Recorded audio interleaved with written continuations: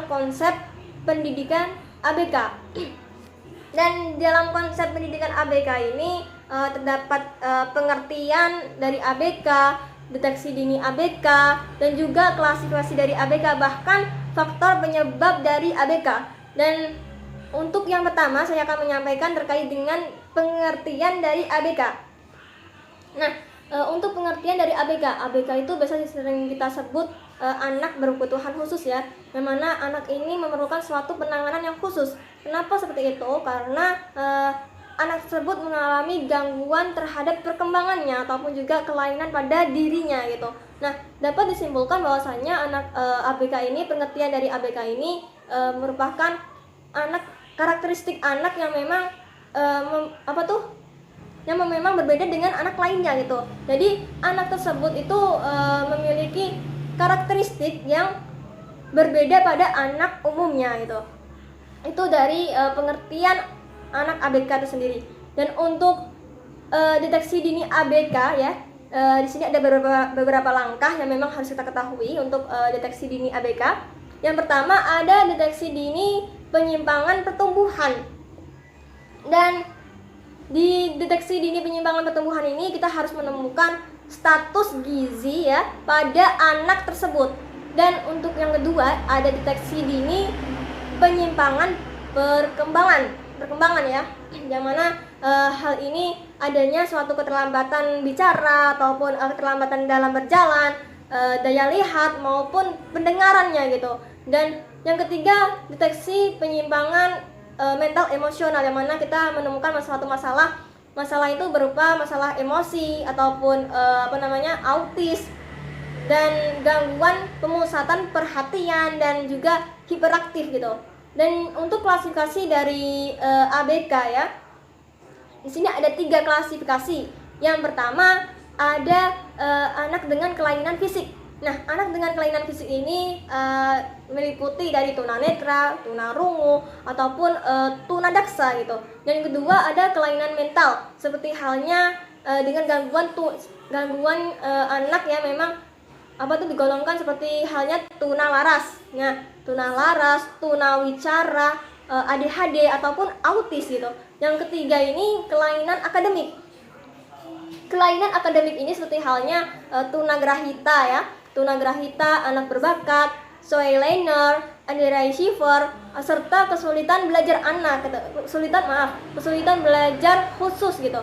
Nah, ini merupakan klasifikasi dari ABK. Ada 3 hal tadi. Dan untuk faktor penyebab dari ABK ya, yang pertama ada selama dalam kandungan. Nah, ini biasanya sering disebut dengan prenatal ya. Nah, hal ini terjadi selama dalam kandungan atau semasa kandungan. Nah, ketika ibu mengandung itu mengalami kelainan, yang mana kelainan ini disebabkan oleh 2 faktor ya, yang mana faktor internal dan faktor eksternal. Dan untuk faktor internal itu seperti halnya genetik ya, atau keturunan gitu. Keturunan. Yang untuk eksternalnya seperti di saat ibu mengandung dia mengalami suatu benturan atau jatuh yang memang itu dapat merusak janinnya gitu, yang lebih bisa menyebabkan kemunculan dari anak ABK. Nah, selain itu juga ya, dari hal tersebut ada beberapa hal lagi yang perlu diketahui selain dari keturunan ya. Dari keturunan itu internal, kalau eksternalnya itu berupa misalnya ibunya itu mengalami pendarahan yang memang dapat menyebabkan terjadinya kerusakan pada janin ataupun benturan dan jatuh. Selain itu juga ada makan makanan dan obat-obatan yang memang dapat menyebabkan terjadinya kerusakan pada janin seorang ibu gitu. Yang juga dapat menyebabkan kemunculan pada janin